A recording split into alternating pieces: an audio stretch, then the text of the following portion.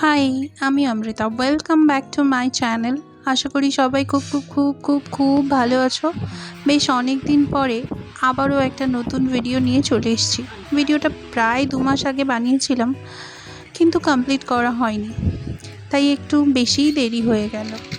যাই হোক, আশা করি সবাই এতক্ষণে বুঝেই গেছো কি বানানো হবে কাঁচা আমের আচার। আমাদের গাছের সবেমাত্র পাড়া টাটকা আম, আওয়াজেই বোঝা যাচ্ছে।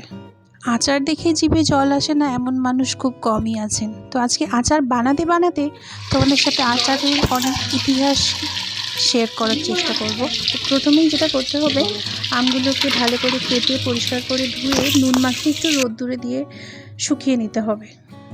বাঙালির শেষ পাতে অম্ল না হলে খাওয়া নাকি অসম্পূর্ণ, তাই তো শেষ পাতে চাটনি বা আচার খুবই গুরুত্বপূর্ণ। আর তার মধ্যে আমের আচার তো খুবই জনপ্রিয়। এখন যদিও বাড়িতে আচার বানানো প্রায় উঠেই গেছে, কারণ আচার বানানো প্রচুর ঝক্কির কাজ, প্রচুর ধৈর্য লাগে। যদিও আমাদের বাড়িতে কেনা আচার খুব একটা আসে না। প্রথমে আচার বানাতে গেলে যেগুলো লাগবে, আম, গুড় আর কিছু মশলা ফোড়ন দেওয়ার জন্য। কড়াইতে প্রথমে একটু সর্ষের তেল দিয়ে ওর মধ্যে জিরে, 5 ফোড়ন, শুকনো লঙ্কা, তেজপাতা ফোড়ন দিয়ে আমটাকে একটু হালকা ভেজে ওর মধ্যে গুড়টা দিয়ে ওটাকে এবার ফুটতে দেবো, আস্তে আস্তে হতে দেবো। এবারে আসা যাক পরের গল্পে। তো আমাদের বাড়িতে আচারটা এখনও বাড়িতেই বানানো হয়। মা ঠাকুমার হাতে বানানো আচার কোনো তুলনাই নেই। আর আমার মায়ের হাতের বানানো আচারটা হচ্ছে বেস্ট। বিভিন্ন রকমের ফল সবজি রোদে শুকিয়ে তেল মশলা সহযোগে তৈরি করে সারা বছরের জন্যে সেটাকে সংরক্ষণ করা হয়, আর সেটাই আচার নামে পরিচিত। সুলতানি আমলে মানসিংহের হাত ধরে বাংলায় প্রবেশ ঘটে আচারের। তবে আচার প্রচলিত ছিল বণিক অথবা যাযাবর সম্প্রদায়দের মধ্যে, যারা দূর দূরান্তে পাড়ি দিতেন। ইতিহাসবিদদের মতে পৃথিবীর প্রাচীনতম খাবার আচার।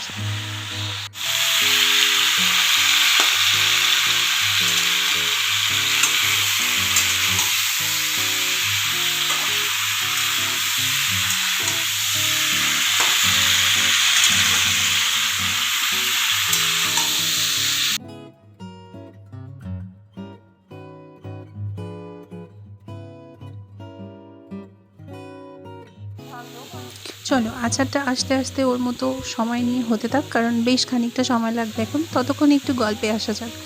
2400 খ্রিস্টপূর্বাব্দে প্রাচীন মেসোপটেমিয়ান সভ্যতার সময় থেকে মানুষ আচার খাওয়া শুরু করে। পৃথিবীর প্রাচীনতম আচারের উদাহরণ হিসেবে উল্লেখ পাওয়া যায় শসার তৈরি আচারের কথা।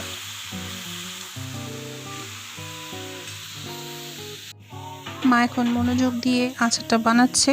চলো মা বানাক, আমরা আবারও গল্পে আসি।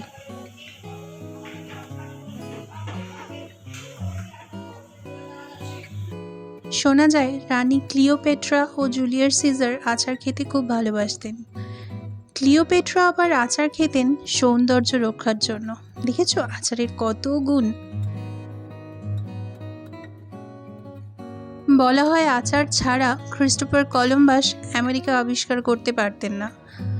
1492 সালে আমেরিকা অভিযানে কলম্বাস তার নাবিকদের রেশন হিসেবে আচার দিতেন।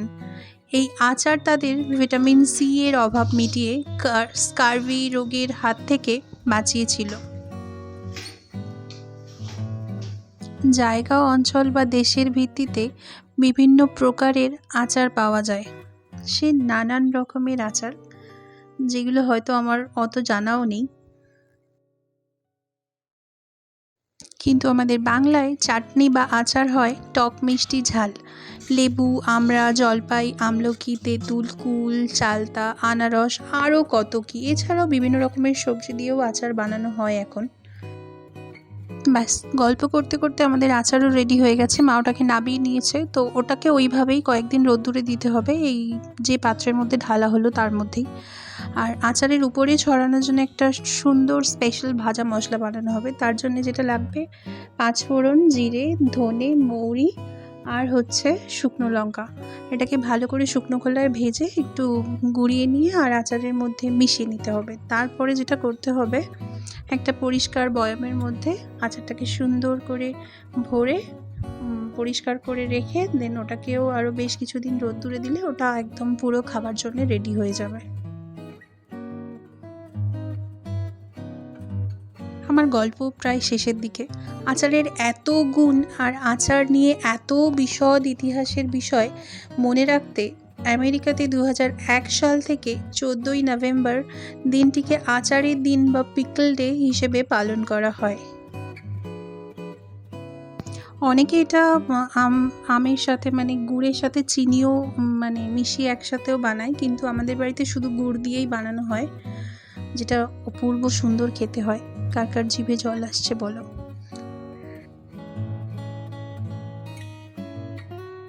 যাই হোক, অনেক তো হলো আচার কথা। আমার আচার কথা আজকের মতো শেষ।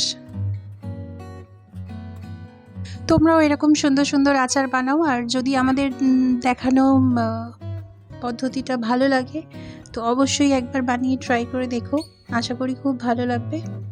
আর কেমন লাগলো খেতে আচারটা অবভিয়াসলি আমাকে কমেন্টে জানিও। আর ভালো লাগলে একটা লাইক, শেয়ার, কমেন্ট, আর অবশ্যই যাওয়ার আগে সাবস্ক্রাইবটা ইচ্ছে হলে করে দিয়ে যেও। যাই হোক, দেখা হচ্ছে আবারও অন্য কোনো দিন অন্য আরেকটা ভিডিওতে। সবাই ভালো থেকো, সুস্থ থেকো।